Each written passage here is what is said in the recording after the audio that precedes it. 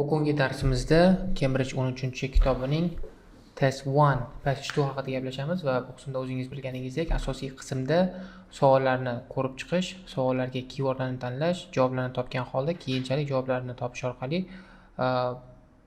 bu javoblarimizni topishimizga yordam bergan so'zlarni sizlarga vocabulary sifatida topshirishdan iborat hisoblanadi va bu qismda birinchi navbatda biz savol turlariga qarab chiqishimiz kerak, chunki savol turlari juda ham muhim ahamiyatga ega.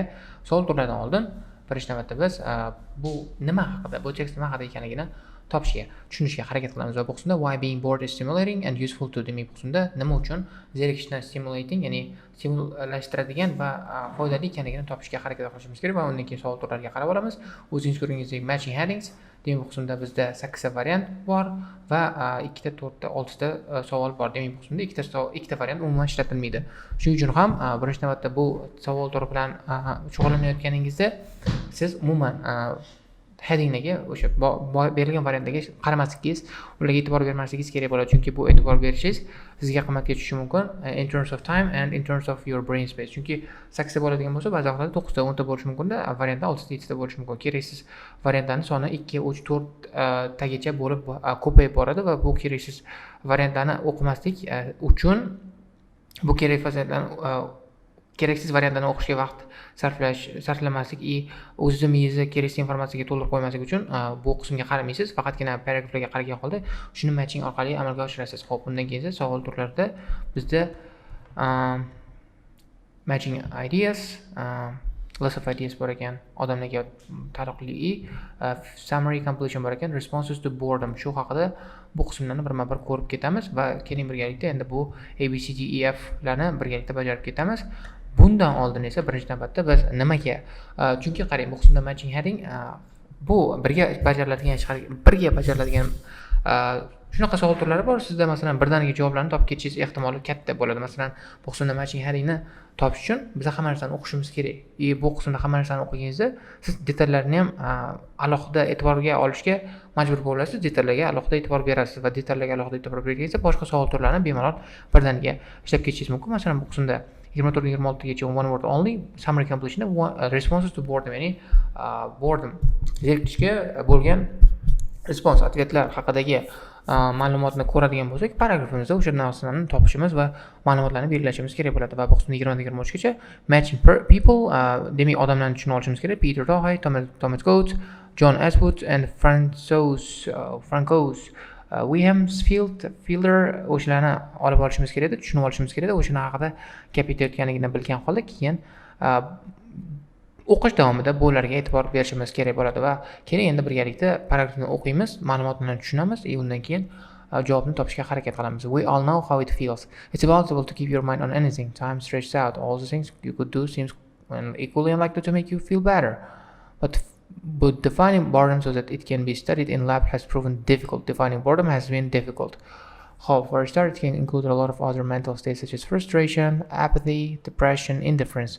There isn't even agreement on whether boredom is always a low energy, flat kind of emotion, or whether feeling agitated and restless, such as restless counts as boredom too. In his book, Peter Tahlil compares it to disgust, an emotion that motivates us to stay away from certain situations. If disgust protects humans from infection, boredom may protect them from infectious social situations such as great idea. Demak bu qismda boredom, ya'ni zerikishning definition, ya'ni ta'rifi haqida keltirilgan, ta'rifni umumiy jihatdan bitta umumiy ta'rif yo'qligi haqida ma'lumot berilgan. Undan keyin esa Peter Tahlilning ma'lumoti berilgan. Peter Tahlilga ko'ra boredom, disgust, ya'ni jirkanish, demak reaksiyasiga o'xshaydi. Jirkanish bizda infeksiyalardan bizani saqlaydigan bo'lsa, zerikish esa infeksion ijtimoiy holatlardan bizani saqlar ekan va umumiy jihat shunday edi.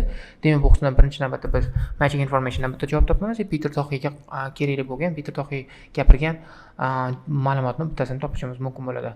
Productive outcomes may result in productive outcome haqida ma'lumot yo'q, but teachers haqida ma'lumot yo'q. Explanation new cure for boredom, new cure haqida ma'lumot yo'q, new explanation ma'lumot yo'q.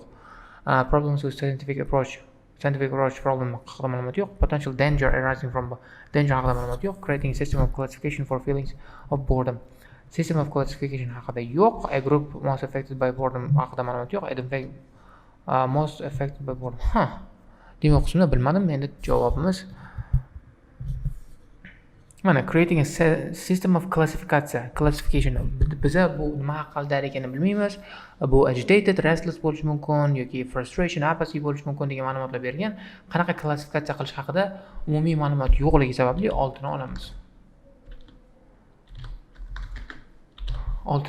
Chunki bunga asosiy sababimiz bu qismda klassifikatsiya haqida ma'lumot berilgan. Agreement over boredom is always low energy. Bu klassifikatsiya yoki restlessness, feeling agitated. Bu ham klassifikatsiya. Shuning uchun ham bunda 6-javobni olishga qaror qildik va bu qismda rangni o'zgartirib olganimizdan davom ettirishimiz mumkin bo'ladi. Keyingisiga o'tamiz.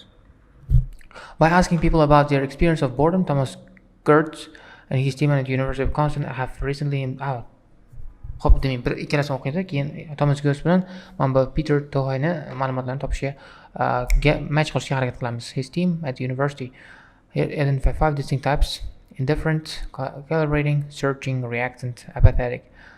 This can be plotted on 2 axes, one running left to right, which measures low to high arousal. Bunaqa. Xo'p, low to high arousal and negative. Interesting. Intriguingly, Gertz has found to while people experience all kinds of boredom, they tend to specialize in one. The most damaging is reactant boredom, which is its explosive combination of high arousal and negative emotion. The most useful is what Gertz calls indifferent boredom. Useful.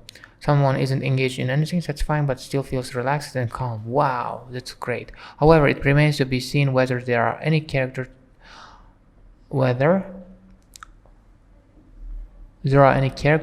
traits that predict the kind of boredom each of us might be prone to. Demak, qismda Thomas Gertz'ni boredom, ya'ni zerikishni, skukatani o'sha turli xil ta'riflari yoki turli xil shakllari haqida ma'lumot berilgan, 5 xil shakl haqida ma'lumot berilgan va ularni qanaqa qilib kategoriyalarga bo'lish haqida ma'lumot berilgan va ularni misollar keltirib o'tilgan. Xo'p, productive outcome haqida ma'lumot yo'q, teachers can do haqida ma'lumot yo'q, new explanation, new cure ma'lumot yo'q, problems with scientific approach no information, potential danger no, group. Mana shu javob bo'lishi kerak menimcha. I don't know. We'll see. However, it remains to be seen whether there are any character traits that predict what kind of boredom as which of us may be prone to.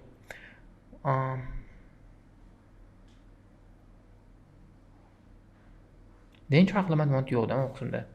Problems haqida ma'lumot yo'q, no explanation ma'lumoti yo'q.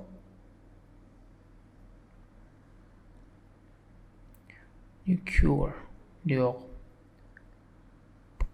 Okay, hozircha bu qismda identifying haqida ma'lumot berilgan. Har birimiz qanaqasiga prone, ya'ni sklonistimiz borligi yo'qligini topish haqida ma'lumot berilgan. Shuning uchun ham buni 8 deb olaman hozircha, lekin bu javobni to'g'riligiga ishonchim komil emas. Shuning uchun ham buni 8 deb olib turaman hozircha. Keyinchalik javob oxiriga borganda javobni topishimiz mumkin. Endi bu qismda A va B ni o'qiganimiz sababli matching people ni qilib olishimiz kerak. Bu qismda the way we live today may encourage boredom.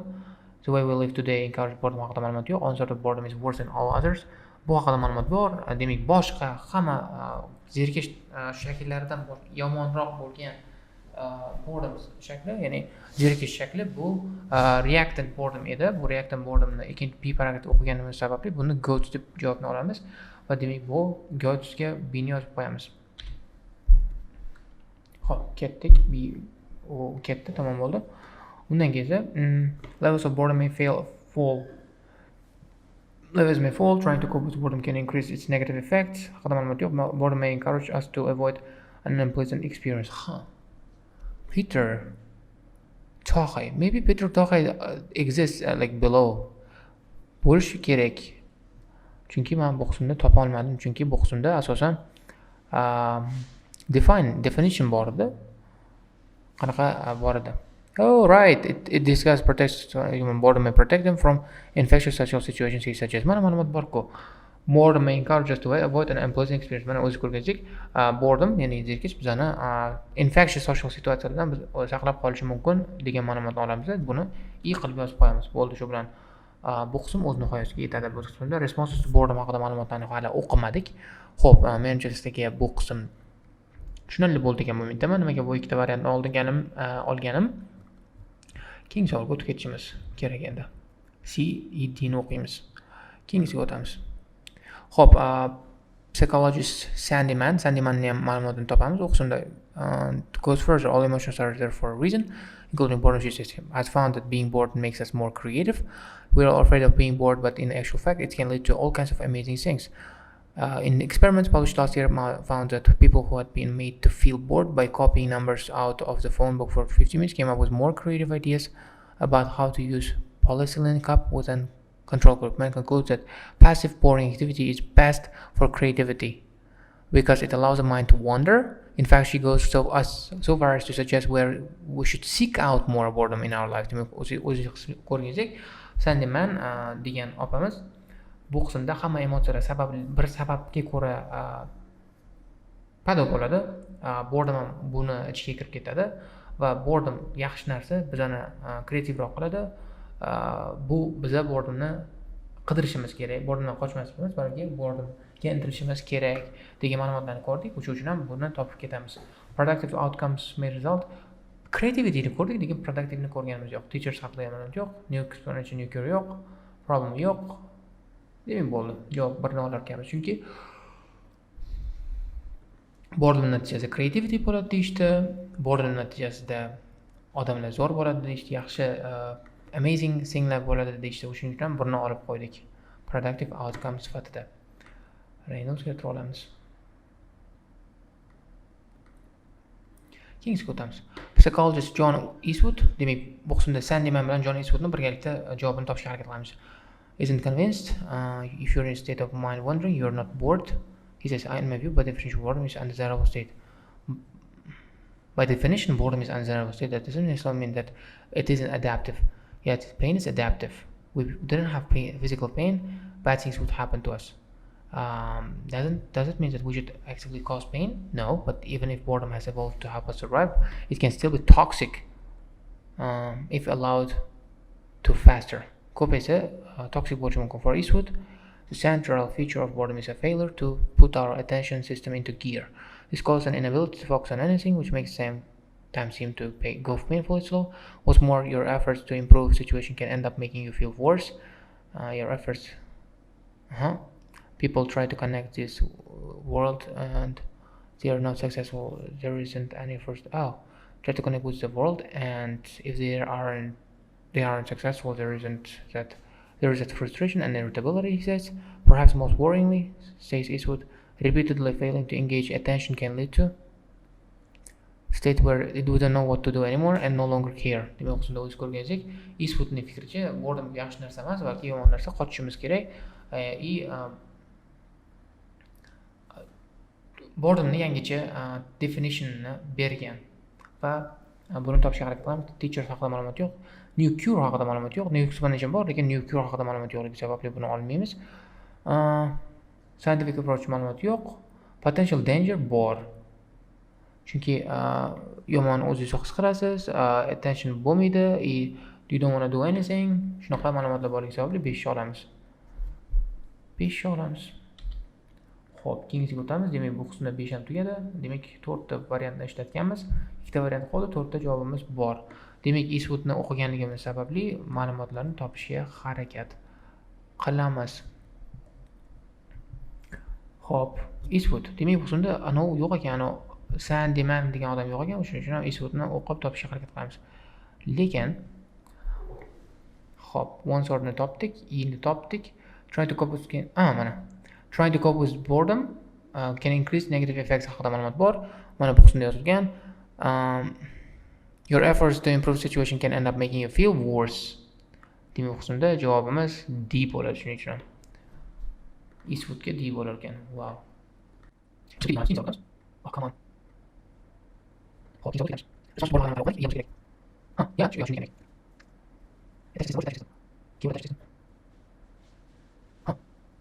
Okay, fine. Let's just read it and we'll find. Eastwood's team is now trying to explore why attention system here fails. It's early days. They think that at least psychologist Franco speculates that our well-connected lifestyles might even be a new source of boredom. In modern human society, there's a lot of overstimulation, but still a lot of problems finding meaning. So instead of seeking yet more mental stimulation, perhaps we should leave our phones alone. use boredom to motivate to engage with the world in any more meaningful way. Demak, bu so'zda bizni birlashib ketgan hayotimiz sababli odamlar ko'p zerikib qolyapti. Shuning uchun ham telefonlarni tashlashimiz, stimulation qidirmaslikni o'rniga stimulation qidirmasdan meaningful way da o'zimizni hayotimiz bilan qanday qilishimiz kerak degan mana the way we live main encourage boredom haqida ma'lumot bor. Masalan, our connected lifestyle may even be a new source of boredom. Shuning uchun ham buni javobni olamiz bu qismda. Shu bilan bu qism o'z nihoyasiga yetadi. Hammaga tushunarli bo'ldi degan umiddaman. Keyingisiga o'tamiz endi. Bu javob tugadi. F no tomonidan ham olishim mumkin. F olay tinchgina. Wow. Xo'p, F olamiz. Teachers haqida ma'lumot umuman yo'q. New explanation, new cure ma'lumot bor.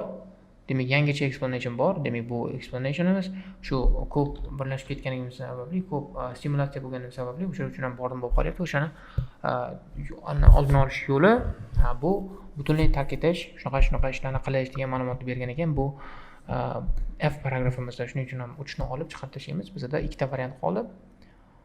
Ikkita variant emas, ikkita variant qoldi. Plus o'sha bilan topishimiz kerak. S was team. Attention system fails early days, but they think that at least some of it comes from down to personality. Boredom fondness has been linked to in a variety of traits. People who are motivated by pleasure seem to suffer particularly badly. Pleasure. Other personal traits such as curiosity are associated with high boredom threshold. More evidence that boredom has detrimental effects comes from studies of people who are more or less prone to boredom. More evidence. Detrimental effect. It seems that who bore easily face poorer prospects in education, careers, and even life in general. Of course, boredom itself cannot kill.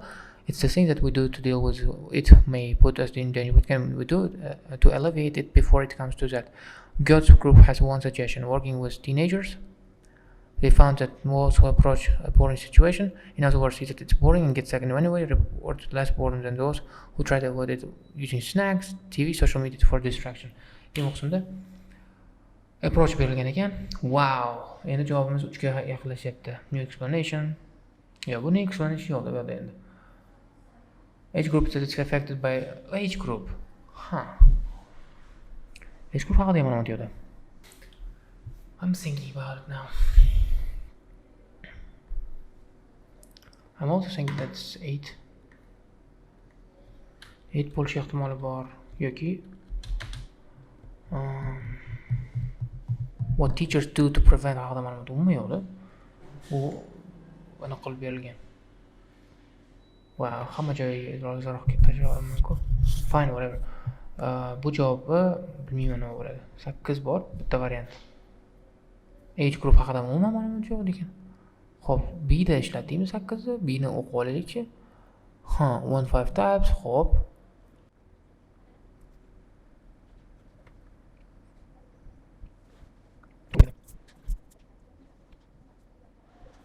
Fine, whatever. It's ikki qo'ramiz. Chunki topamadim boshqa. Balki xatodir. Xato bo'lsa, o'zingiz ko'rib menga aytasiz, tushuntirasizlar. Kommentlarda yozib qoldirasizlar. Buni bilmayman-ku, men to'g'ri deb o'ylamayman buni, lekin baribir belgilashga majburman, chunki hozir boshim qotib qolgan, bilmayman qanaqa javob bo'lishini. Bo'ldi, shu bilan bu qism tugadi. Hamma savolga javobni topdik deyish kerak, keyingiga o'tib ketamiz. Bu qismni tugatdik. Responses to boredom. Response to boredom bu qismda bor. Journalists, the central feature of boredom is that people cannot, due to failure in what he calls attention system. As a result, they become frustrated and irritable. Demak, bu qismda ma'lumot yo'q. Bu qismda D-da bor edi javob ma'lumotlar. Mana people try to connect with the people word. Hope, what's more, your efforts to improve. Hope, due to failure in what he calls the attention system, cannot. Feature of boredom is that people cannot do what? Inability to focus. Inability to focus. Mana javob turgan ekan o'zi. Shu javobni qoladi. Rangini o'zgartirib. Javobimiz inability to focus. Demak, cannot. Inability to focus on anything. Demak, cannot ni sinonim. Demak, focus. Demak, javobimiz bo'lar ekan. Focus. Keyingi savolga javob o'tamiz. His team suggests that those for whom is an important aim in life may have problems in coping with boredom. Demak, qismda mana bu qismda yozgandik. Motivated by pleasure seem to suffer particularly badly. Demak, bu qismda pleasure, ya'ni Udovольствие o'zi uchun muhim deb o'ylagan odamlar particularly badly muammo bo'lib qoladi boredom bilan cope qilishga. Pleasure is an important aim. Pleasure. Whereas those who have characteristics of can generally cope with it. Characteristics of